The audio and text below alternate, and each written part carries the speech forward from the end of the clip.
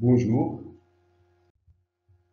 c'est la deuxième partie de la 12e séance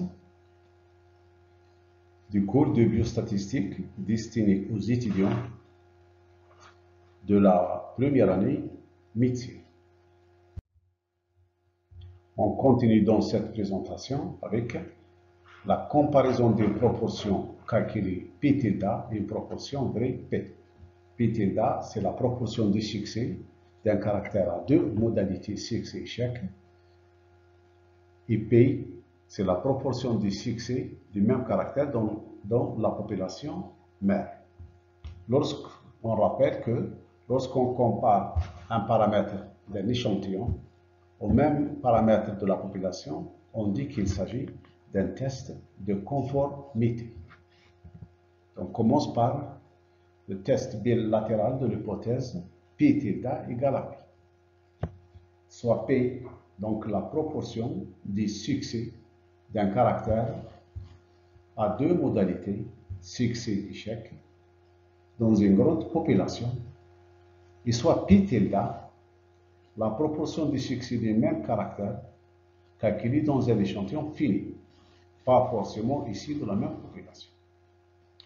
La réalisation du test de l'hypothèse P tilde égale à P se fait à travers les quatre étapes suivantes. Je rappelle qu'on a dit que la réalisation de tout test statistique se fait en quatre étapes. Okay. Donc, la réalisation du test de l'hypothèse P tilde égale à P se fait à travers les quatre étapes suivantes. Première étape, on définit l'hypothèse nulle appelée H0, qui est P tilde égale à P, et l'hypothèse alternative H1, également HA, qui P tilde est différente de P. La deuxième étape, on calcule le TO observé, c'est-à-dire la statistique de test observé par cette formule. TO, c'est P tilde moins P, c'est la racine carrée de P fois 1 moins P, c'est 1. Bien sûr, P tilde, c'est la proportion du succès dans l'échantillon, et P, c'est la proportion du succès dans la population. N, c'est la taille de l'échantillon. La troisième étape, le seuil critique, on calcule le seuil critique. Puisque la statistique de test suit la loi normale, réduite centrée, alors le seuil critique est donné par Z bar A. On le calcule dans la table de l'écart réduit de la loi normale réduite centrée. La quatrième et dernière étape, donc ici une petite erreur de frappe, donc c'est pas Z, c'est T. C'est T, O appartient à l'intervalle d'acceptation, c'est-à-dire il est compris entre moins Z bar alpha et Z bar alpha. Au risque alpha, on accepte l'hypothèse nulle P tilde égale à P. Sinon, au risque alpha, on rejette l'hypothèse nulle P tilde égale à P et on accepte l'hypothèse alternative P tilde est différente de P. Test unilatéral. Donc toujours, chaque test se passe ou se fait en quatre étapes. Donc, qu'est-ce qui change? Quelle est la différence? Je rappelle quelle est la différence entre le test bilatéral et le test unilatéral. La différence réside dans l'hypothèse alternative et dans le seuil critique. La statistique de reste est le même. La statistique de test est la même. OK? Donc, toujours, l'hypothèse dans le test unilatéral de l'hypothèse P tilde égale à P. La première étape, on définit l'hypothèse nulle qui est P tilde égale à P, avec l'hypothèse alternative qui est P tilde supérieur à P pour un test unilatéral à droite et P tilde inférieur à P pour un test à gauche. Et pour calculer le seuil critique, comme on l'a précisé dans les séances précédentes, dans la même table, seulement dans la même table statistique seulement, on remplace alpha par 2 alpha. Voilà, et la décision, pour un test à droite, on accepte l'hypothèse nulle si la statistique de test observé est inférieure au seuil critique. Et pour un test à gauche, on accepte l'hypothèse nulle si la statistique de test observé est supérieure à moins z bar de 0, c'est-à-dire supérieure au seuil critique. Remarque donc, le test présenté ici est valable dans le cas de grand échantillon, c'est-à-dire dans le cas où n est supérieur à 0. Et également dans le cas où np, les deux nombres np et n.m1p ne sont pas voisins de 0, pratiquement supérieurs à 5. On considère un exemple. Donc, considère l'exemple suivant. Donc, une anomalie génétique touche dans un certain pays 1/1000 des individus. Dans une région donnée de ce pays, on a enregistré 57 personnes ayant cette anomalie sur 50 000 naissances. Allez, donc c'est l'échantillon de taille 1 égale à 50 000. Donc ici, on a P, la proportion P dans la population c'est 1/100000, et la proportion P tilde dans l'échantillon, on a calculé c'est 57 sur 1, donc c'est X sur 1, ça veut dire 57. Le nombre d'individus touchés par cette anomalie divisé par le nombre ou la taille de l'échantillon. Première question, cette région est-elle représentative du pays entier au seuil de signifiance de 5%? C'est-à-dire, est-ce que tu peux accepter que P tilde, la proportion des touchés par cette anomalie dans l'échantillon, est égale à la proportion P des individus touchés par cette anomalie dans la population. Deuxième question B, la proportion de cette anomalie génétique enregistrée dans cette région est-elle plus importante que celle des pays entiers? Ici, petit a, il s'agit de test bilatéral, puisque l'hypothèse alternative c'est une différence, et B, il s'agit de test unilatéral à droite, puisque l'hypothèse alternative ici doit être P tilde supérieur strictement à P. La solution, donc, toujours, on réalise les 4 étapes. Donc, pour le grand A, c'est un test bilatéral. Donc, la première étape, l'hypothèse nulle, évidemment, c'est P tilde égale à P. Cette région est représentative du P en théorique 5%. Et l'hypothèse alternative, HA, P tilde est différent de P. C'est-à-dire que cette région n'est pas représentative du pays entier au risque de 5% de se tromper. B, la deuxième étape, la statistique de test. On a dit que la statistique de test suit la loi normale concentrée et la statistique de test observé est calculée par cette formule. Donc TO, c'est P tilde moins P, c'est la racine carrée de P fois 1 moins P divisé par 1. Donc on a calculé, il suffit de remplacer. Donc P tilde c'est X divisé par 1, là c'est P, et là donc c'est P, et là c'est 1 moins P, et là c'est 1. Okay. Donc on trouve 0,99. Donc le TO, ou la TO, la statistique de test observé, est égale à 0,99. Le seuil critique, comme on l'avait précisé, c'est Z bar alpha.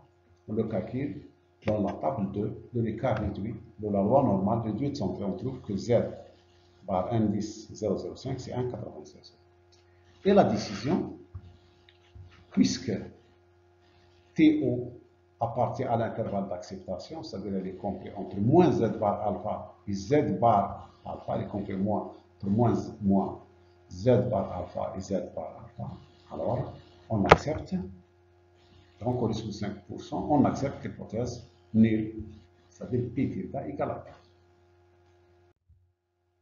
Et pour la deuxième question, il s'agit donc de test unilatéral à droite. de comparaison d'une proportion calculée Pθ qui est égale à 57. C'est 50 000 et une proportion vraie qui est égale à 1 million. Donc la différence, donc l'hypothèse nulle reste la même, seulement l'hypothèse alternative devient, au lieu de Pθ différent de P, devient Pθ supérieur strictement à P.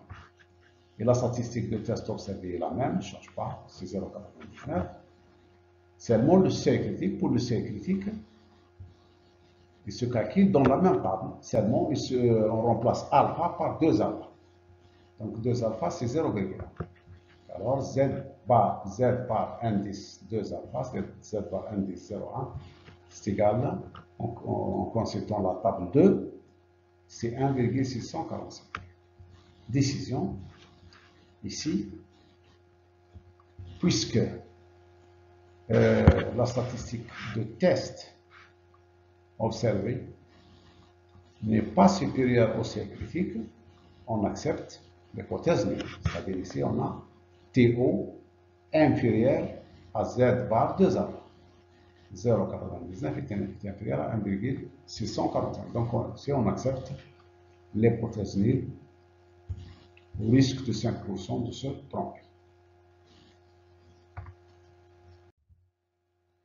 On passe maintenant à la comparaison de deux moyennes, Mi1 et Mi2.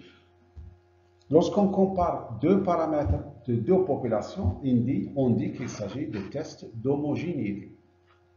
On rappelle que lorsqu'on compare un paramètre de l'échantillon au même paramètre de la population, on dit qu'il s'agit de tests de conformité. Mais lorsqu'on compare les moyennes, les paramètres de deux populations, on dit qu'il s'agit de tests d'homogénéité. Donc ici, il s'agit de la comparaison de les moyennes Mi1 et Mi2 de deux populations. Donc pratiquement, on considère un échantillon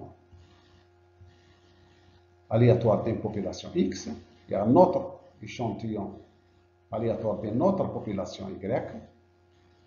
Donc le premier échantillon, donc la première population, sa moyenne est Mi1 et son écart type est noté sigma 1. La deuxième population, sa moyenne est notée Mi2, son écart type est noté sigma 2. Les deux échantillons sont indépendants, c'est l'hypothèse. On calcule une moyenne observée dans cet échantillon, c'est-à-dire on considère m valeurs de la première population, la moyenne de ces n valeurs, on la note x bar. Et on considère et on calcule la moyenne qu'on note y bar de n valeurs de la deuxième population. Voilà. Donc à partir de ces données, on se propose de tester l'hypothèse nulle Mi1 est égal à Mi2, la moyenne de la première population est égale à la moyenne de la deuxième population, contre l'hypothèse alternative. Les deux moyennes ne sont pas égales.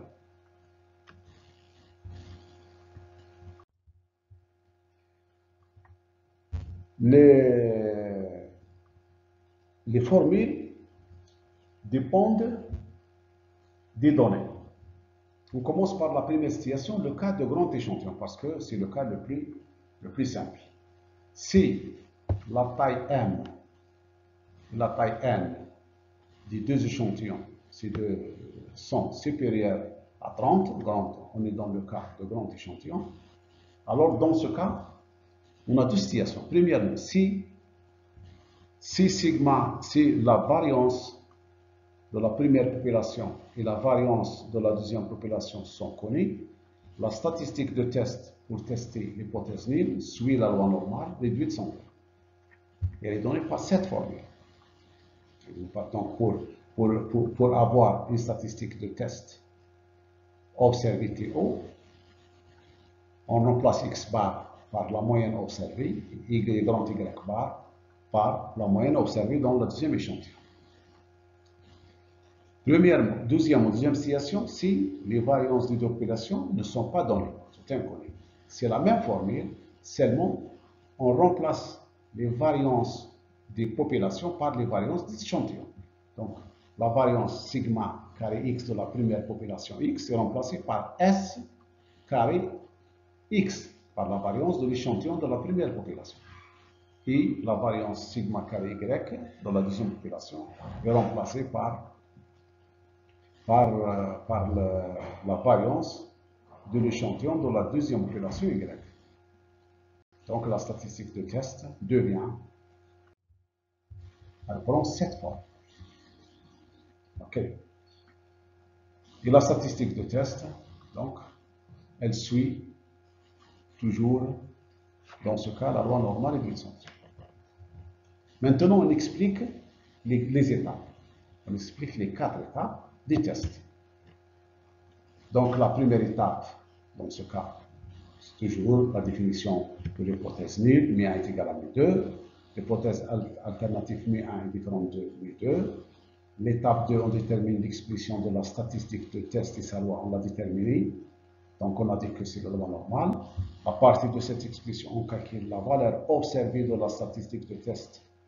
Donc, TO, observé, donc TO. Alors, la statistique de test observée, donc, est donnée par cette formule. Dans le cas où les variances des deux populations sont données.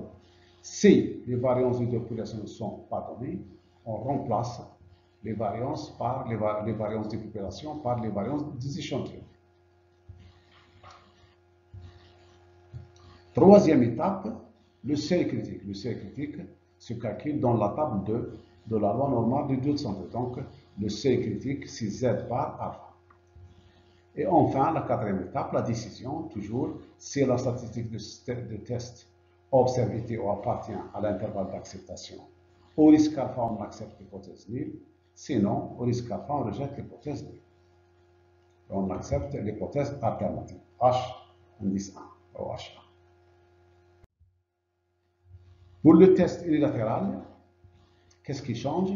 Donc, on rappelle que ce qui change, c'est premièrement l'hypothèse alternative et le seuil critique. Et l'expression de la décision. Donc, l'hypothèse nulle, c'est toujours la même, mais l'hypothèse alternative devient mi1 moins mi2 supérieur à 0 dans le cas du test à droite, et mi1 moins mi2 dans le test unilatéral à gauche. Donc ici, bien, ceci équivaut à mi1 supérieur à mi2. Et ça, cette hypothèse alternative équivaut à mi1 est inférieur à mi2. Donc c'est ça la première étape. La deuxième étape, on calcule la statistique de test, qui est toujours la même que dans le cas du test bilatéral. Troisièmement, le seuil critique. Comme on l'a dit, le seuil critique se calcule dans la même table. Seulement, au lieu de prendre alpha, on prend 2 alpha. Donc, le seuil critique, c'est Z bar 2 alpha pour un test à droite, unilatéral, et moins Z bar 2 alpha pour un test à gauche. La décision, toujours, dans le cas de test à droite, unilatéral à droite, si TO est inférieur au seuil critique, on accepte l'hypothèse nulle, sinon on la rejette. Et pour un test à gauche, si TO est supérieur à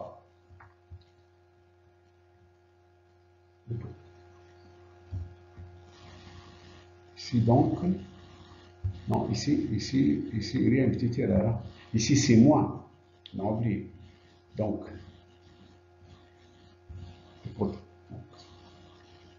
ah non, ça c'est bon. Non. Le test. Qu'est-ce qu'on a dit ici? Le test à droite. Donc, la décision. Si TO est inférieur au seuil, au risque alpha, on accepte l'hypothèse nulle. On accepte. Sinon, ok, c'est bon. Sinon, on la rejette. On rejette l'hypothèse nulle dans le cas où le seuil critique est supérieur à Z bar 2 alpha. Ça, c'est dans le cas de test unilatéral à droite. Dans le test bilatéral à gauche, si la statistique de test observé TO est supérieure à moins Z bar 2 alpha, au risque alpha, on accepte l'hypothèse nulle. Sinon, c'est-à-dire si TO est inférieur à moins Z par Z alpha, on rejette l'hypothèse nulle et on accepte l'hypothèse alternative. On considère un exemple.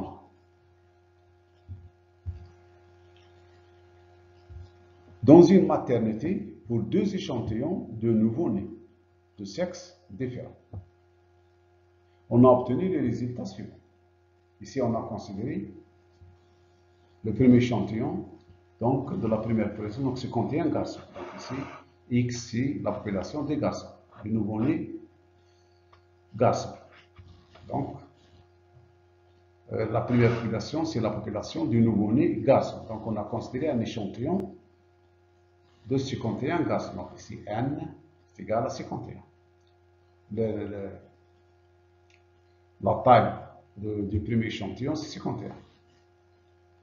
Et Y, c'est la population du nouveau-né fille. On a considéré un échantillon de 59 filles.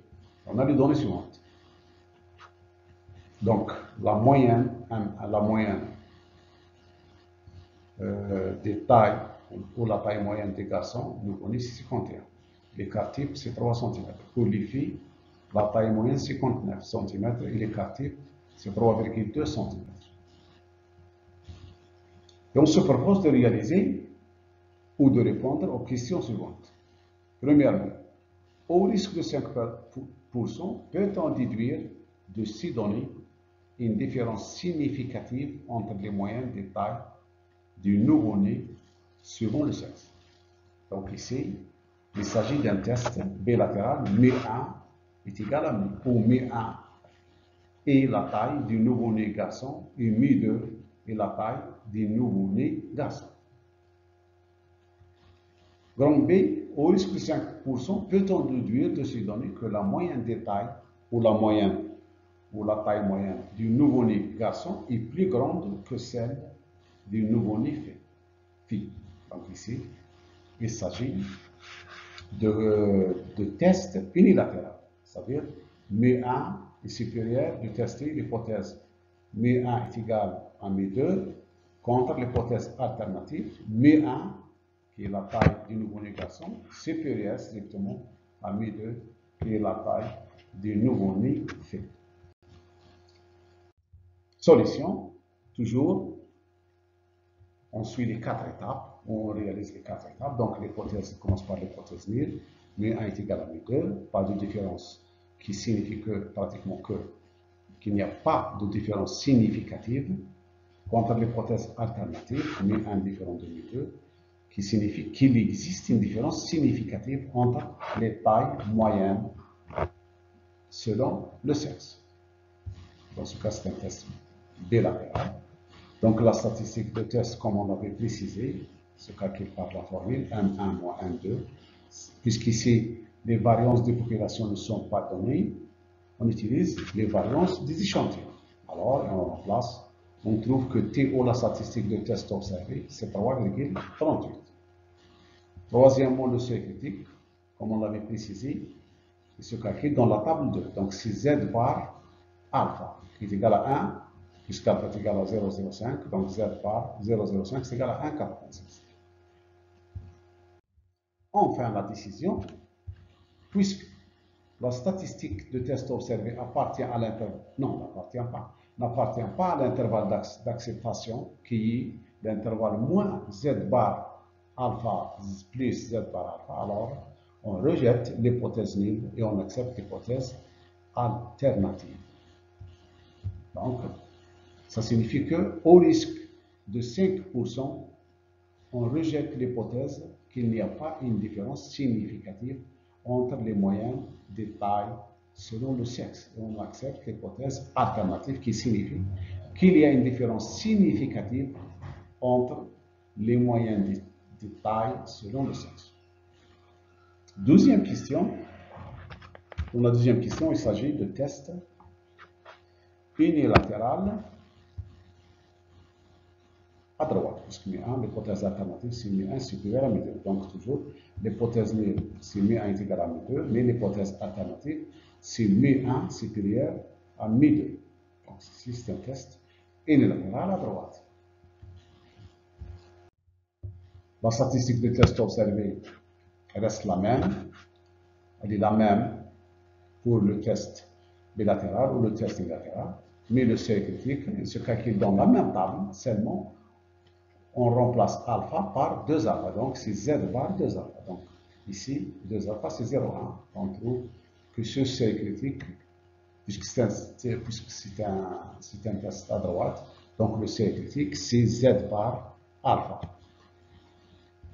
qui est égal à 1,645. Et la décision, puisque la statistique de test observée, on a trouvé 3,38 est supérieure au seuil critique, alors on rejette l'hypothèse nulle et on accepte l'hypothèse alternative. Cela signifie que, ou cela s'exprime par l'expression suivante. Au risque de 5% de se tromper, on peut déduire de ces indications que la moyenne de taille du nouveau-né garçon est plus grande que celle du nouveau-né fille. Petite remarque, dans les tests unilatéraux, le qualificatif à gauche ou à droite est lié à la zone de rejet de l'hypothèse nulle. Si la zone de rejet est à droite, on dit qu'il s'agit de test unilatéral à droite. Si cette zone est à gauche, on dit qu'il s'agit de test unilatéral à gauche.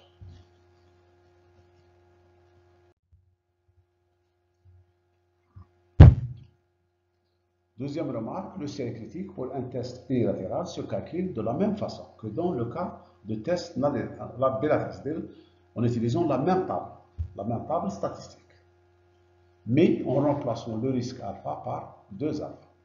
En plus, pour le test à gauche, le seuil critique est pris avec le signe négatif.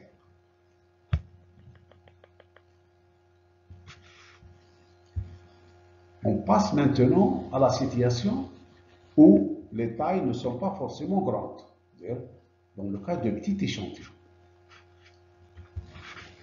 Dans le cas de petits échantillons, si la loi mère est normale, si les lois mères des deux populations sont normales et les variances des deux populations mères sont données, on suit la même méthode, c'est-à-dire la statistique de test est la même et le seuil critique est le même. Aucun changement. J'utilise surtout ici, ça dépend du seuil critique qui se calcule dans la même table. Donc, il n'y a pas de différence dans les tests statistiques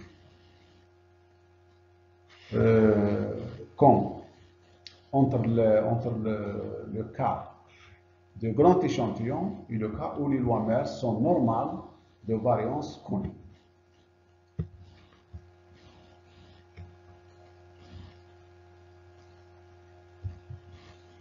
Autre situation, cas où les lois mères sont normales, mais de variance inconnue. Cette situation n'est pas une méthode générale. Si les lois de deux populations sont normales, mais les variances ne sont pas données.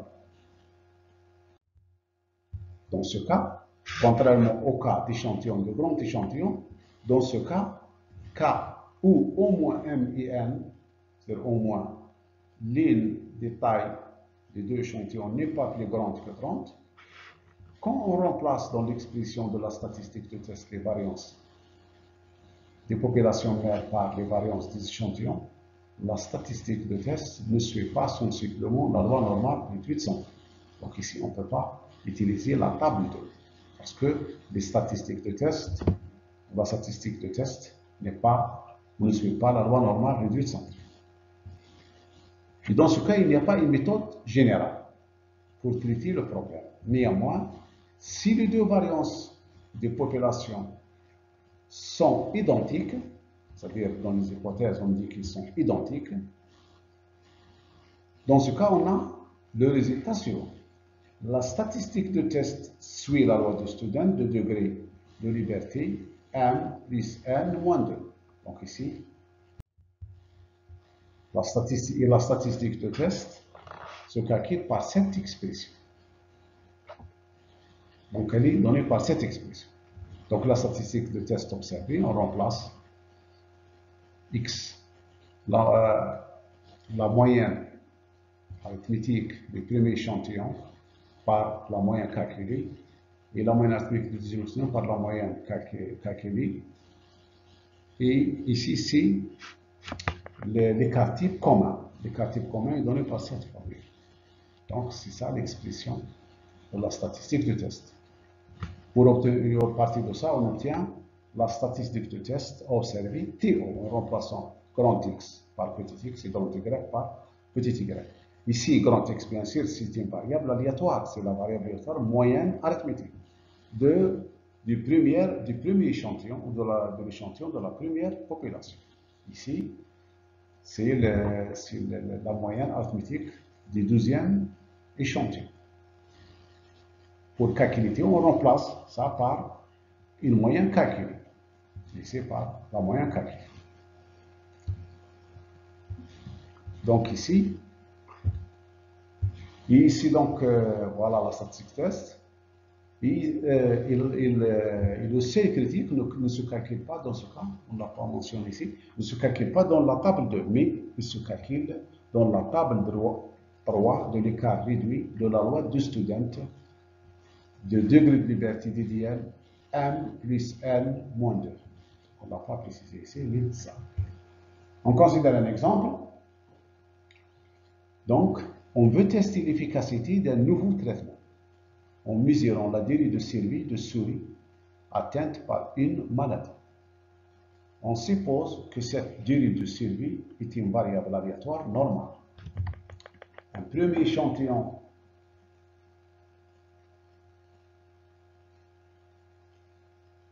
donc on suppose que cette durée de survie est une variable aléatoire normale. Un premier échantillon de 9 souris est soigné à l'aide de l'ancien traitement et un autre effectif de 12 à l'aide d'un nouveau traitement. Pour le premier échantillon, on a obtenu une moyenne de 21 jours et une variance de 11,39 jours. Pour le second échantillon, on a obtenu une moyenne de 24 jours et une variance de 10,12 jours. Première question, sachant que la variance est la même pour les deux traitements, peut-on affirmer, en prenant un risque de 5%, qu'il y a une différence significative entre les deux traitements? La deuxième question, sachant que la variance est la même pour les deux traitements, peut-on affirmer, en prenant un risque de 5%, que l'ancien traitement est moins efficace que le nouveau traitement? Donc ici, pour grand A, il s'agit d'un test bilatéral, puisque l'hypothèse alternative, c'est une différence. Et pour grand B, il s'agit d'un test unilatéral. Unilatéral, on voit moins, c'est-à-dire inférieur. Donc, c'est un test unilatéral à gauche. La solution, donc, pour grand A, bien sûr, on réalise un test. Donc, l'hypothèse d'un test bilatéral de comparaison de deux proportions, donc plutôt de deux moyennes.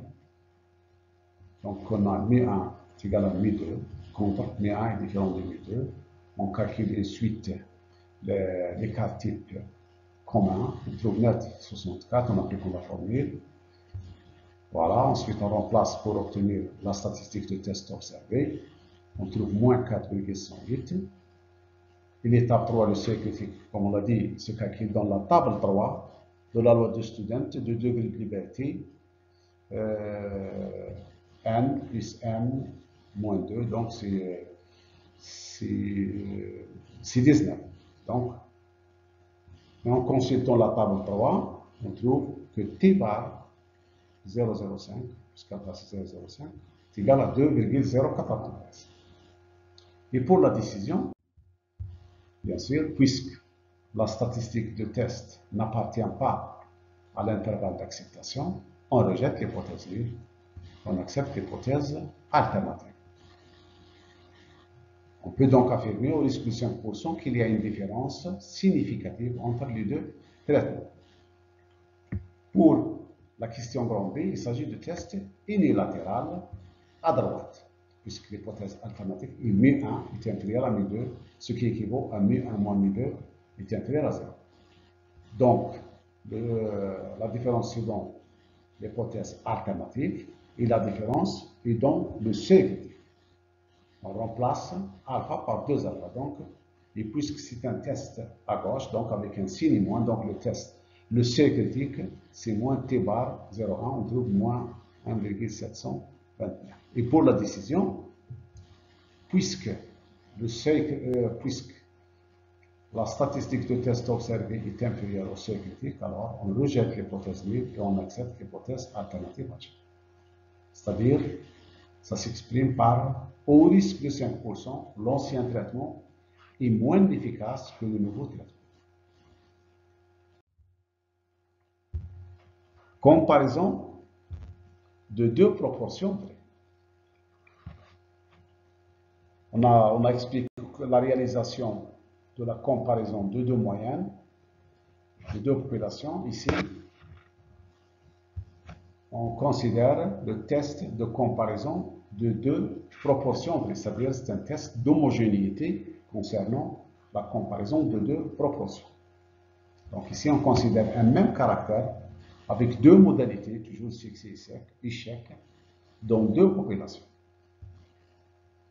Et soit P1, la proportion de succès de ce caractère dans la première population, et P2, la proportion de succès de ce même caractère dans la deuxième population. On considère un échantillon de la première population de taille n et un autre échantillon de la deuxième population de taille n. Il soit x et y, respectivement le nombre de succès dans le premier et le deuxième échantillon. Donc P1 tilde et P2 tilde sont les proportions des succès dans le premier échantillon et dans le deuxième échantillon. Test bilatéral. Test bilatéral, donc l'hypothèse nulle c'est P1 différent de P2. L'hypothèse nulle, l'hypothèse alternative, c'est la différence.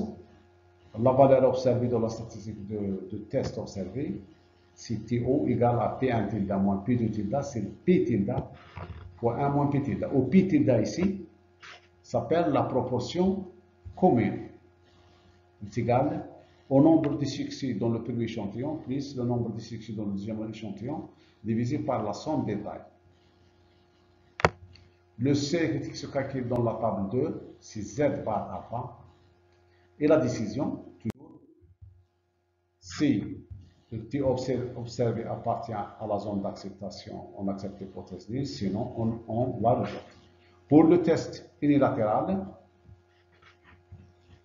le changement, c'est dans l'hypothèse alternative. Donc, pour un test à droite, l'hypothèse alternative, c'est P1 supérieur à P2.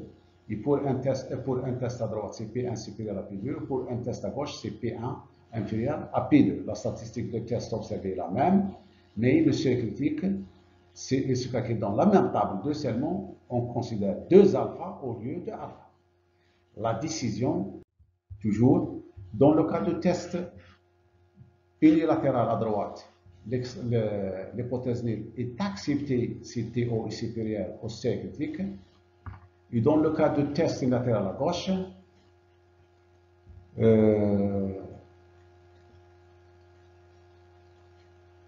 donc ici, voilà. Et dans le cas de test unilatéral à gauche, donc ici c'est le test unilatéral à droite. Donc dans le cas de test unilatéral à droite, l'hypothèse nulle est acceptée si TO est inférieur au seuil critique. Et dans le cas de test unilatéral à gauche, l'hypothèse nulle est acceptée si la statistique de test observé est supérieure au seuil critique. On a ici un exemple. Je ne vais pas détailler. Vous pouvez le lire attentivement chez vous. On trouve donc voilà. Une petite remarque, les conditions d'application de ce test, il s'applique dans le cas de grand échantillon, c'est-à-dire dans le cas où les tailles des deux échantillons sont supérieures à 30, et aussi dans le cas où les produits N1P1, N1-P1, N2P2 et N2 fois 1-P2 sont supérieurs ou égaux à 5. Merci de votre écoute et à la prochaine séance.